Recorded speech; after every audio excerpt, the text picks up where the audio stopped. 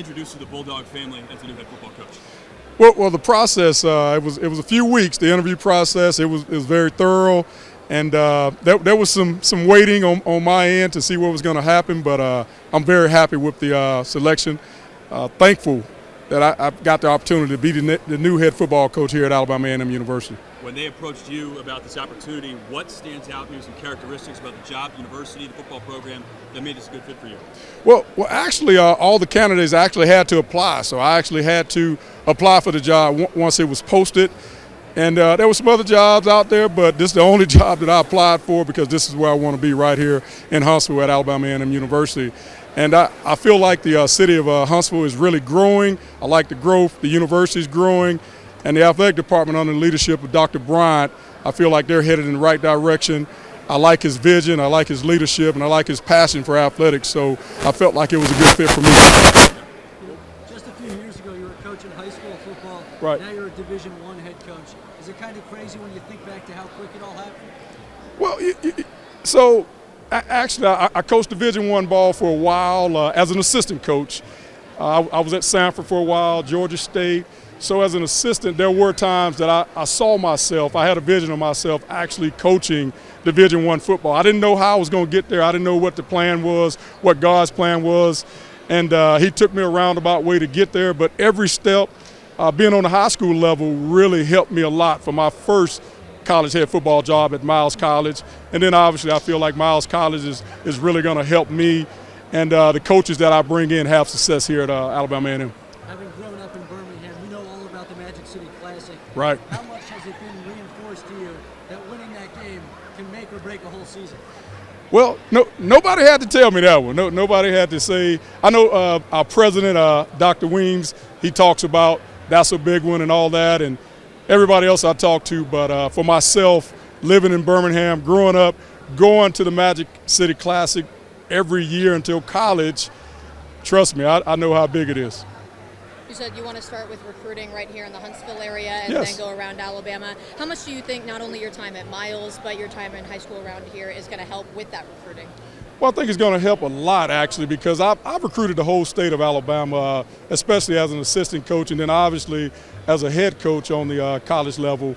But you've got to start by recruiting your backyard. And Huntsville's our backyard, and I feel like we've got a bigger backyard with the entire state of Alabama. And with myself and some of the coaches that I'm going to bring in, we've already developed relationships for a number of years here in the state of Alabama, so I think it's going to help us tremendously. You mentioned coaching staff that you're planning on bringing in. Are you able to tell us if Antonio's coming with you? Well, I can't say all that at this time because they haven't gone through the hiring process, the coaches that I'm going to bring in, so I'm not able to say that until they sign. An announcement coming soon. Yes, that'll be the next big one. That'll be the next big one. When we announce the coaching staff, we want to announce the entire coaching staff at one time, the 10 assistant coaches that will be our own field position coaches. You talk about Miles here from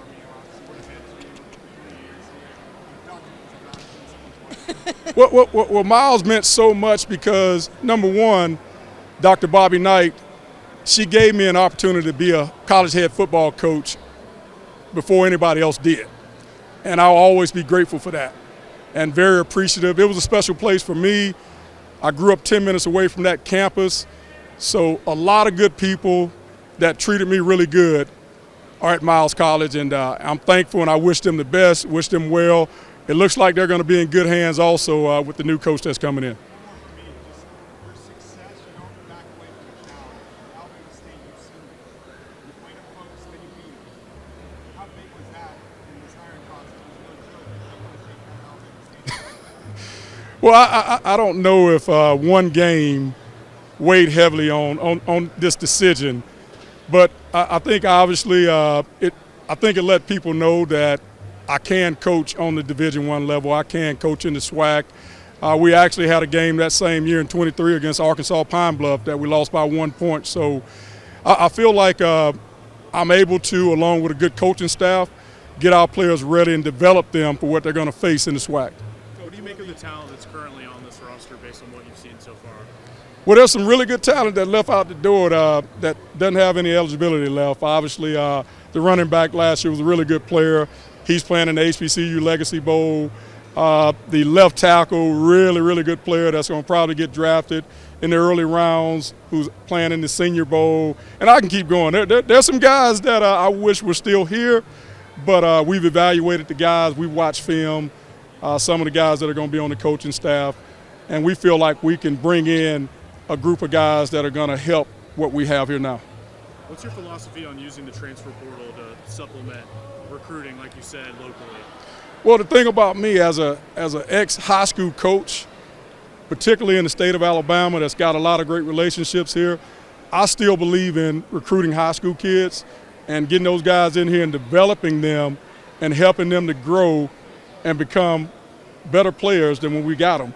But at the same time, on the college football level, sometimes you do have some holes where you need a more experienced guy to come in, maybe even a more talented guy to come in. So that's when we hit the transfer portal. We're not trying to sign all of our guys out of the portal, but if we sign a guy out of the portal, we expect that guy to come in and play right away. That's the difference between high school kids, because I really don't expect high school kids to come in and play right away. If they do, it's a bonus, but I like giving them an acclimation period to get used to college classes, get used to college coaching, things like that. And that's how you hold on to guys, because you think, okay, I got this group, I sign them, and they're going to be here for at least 2 years, because the first year they might not end up playing. What are some challenges you look forward to overcoming here at A&M? Well, every place has challenges, and I'm one of those guys. I don't really look at those challenges and say we're going to have a hard time overcoming them.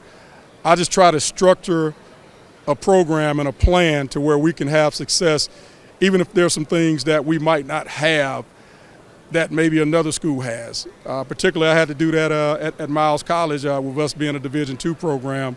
So I'm excited about the opportunity. I know we've got a great facility right here in this arena, and talking to Dr. Bryant, the plan is for everything in athletics, including football, to be on this level and to look like this at some point. So I'm excited about that. I'm excited about the future. Coach, they said one of the most important boxes to check was having HBCU coaching experience. What would you say are your most valuable lessons as a head coach at DT Miles? Well, so many lessons. Football's football to me. I know people talk about HBCU, and I started out, I got my first opportunity as a volunteer coach on the middle school level, and I worked my way up through the high school level, then got an opportunity on the FCS level at Sanford, then went on the FBS level at Georgia State, and obviously had an opportunity to coach with the Cleveland Browns for a year.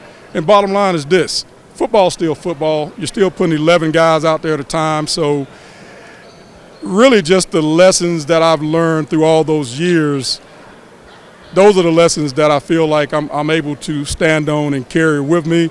And obviously there were some lessons at Miles College that I would definitely lean on here. What are your early thoughts of the SWAC and the conference as a whole? Strong.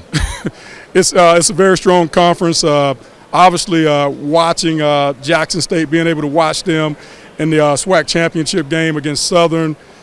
They're a very talented football team, and then being able to watch them in the Celebration Bowl. And then there's some other teams. Obviously, we played Alabama State, and when you're playing a SWAC team, you're going to watch them against other SWAC teams. And so for the past 3 years, I've been able to watch some of the teams in the SWAC conference as we prepare for those SWAC teams. And I'll tell you, it's a high level of talent. I think there's some really good coaching in this conference, and I'm excited for the challenge. Where did that idea of the chase come from? Is that something you've used a lot in your coaching career? How far back does that go? Well, I feel like you're always chasing it. I know as a player, I just felt like I never got there. I was always chasing the perfect game as a player.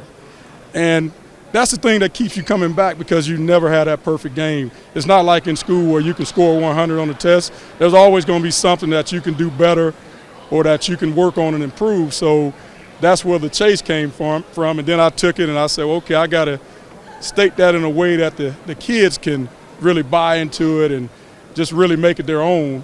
And so that's where the DA came in, the chase. And like I said, I like to use acronyms. Actually, last season we used the DASH, the DASH. The D was for discipline, the A was for attitude, the S sacrifice, and the H for habits. So it's a new day for myself and a new day for Alabama A&M football. So the DASH is in. Kind of a, I mean, well, the chase is in. kind of a broad one, but why do you think you fell in love with the game of football, and why do you think you fell in love with coaching? Well, the game of football, I've played it since I was 7 years old. Actually, I can remember my older brother playing Little League football, and I'm going to practices. I'm 4 or 5 years old. I'm chomping at the bit. I'm wanting to get out there and play. And I think just watching him and watching the fun that he had playing the game really helped develop that love that I have for the game. And what was your second question? And coaching. Oh. Why'd you want to get in? Why'd you love it?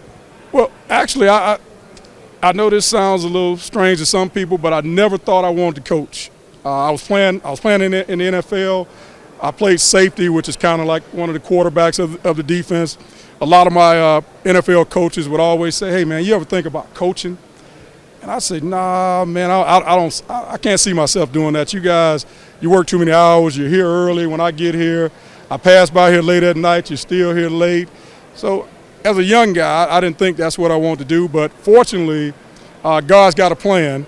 My plan was to go and work in financial services. I actually got my insurance license when I moved back to Alabama in 2004. Then a buddy of mine got me to volunteer coach on the middle school level. I did it for free, did high school for free for a long time, and was really enjoying it. And one of my mentors, the late, great Pat Sullivan, he recruited me while he was at Auburn. He was the head coach at Sanford. He called me, and we had a long talk. I went over and sat with him. Next thing you know, I'm coaching college ball and hadn't looked back. Coach, with that journey, 2020 you were coaching high school, winning a state title. You ever pinch yourself in this moment? Well, you know, sometimes I do. My wife actually, I think she pinches herself a little bit more than I do because of that. But I just tell people this: it's like the old saying, because like I had my plan, and you tell God your plans, hey, He's gonna laugh at you, and then He's gonna show you His plans. And I feel like that's what's happened with me. People ask about playing in the NFL, and it wasn't my plan. It was His plan, and I think He's got a plan for all of us, and we've just got to have the ability to just stay with the course, have faith, and work hard. How would you describe your coaching style? Well, I actually just try to be myself. I feel like I'm very even keel. One of the things Dr. Williams talked about, he said, "Coach, when I watch you on the sideline," he went back and watched some game film. Like I said, it was a very thorough process, and he felt like I was very even keel on the sideline, like I didn't get too high, didn't get too low. And that is me, but at the same time, I feel like in coaching, sometimes you got to be intentional in coaching. Sometimes I've got to turn into that other guy and get on some guys and really push them hard. And then sometimes I got to pat them on the back. I've got to give them a little bit of praise. And so I try to be intentional in who I am for our football team each and every day. But for the most part, I'm pretty even keel as a coach.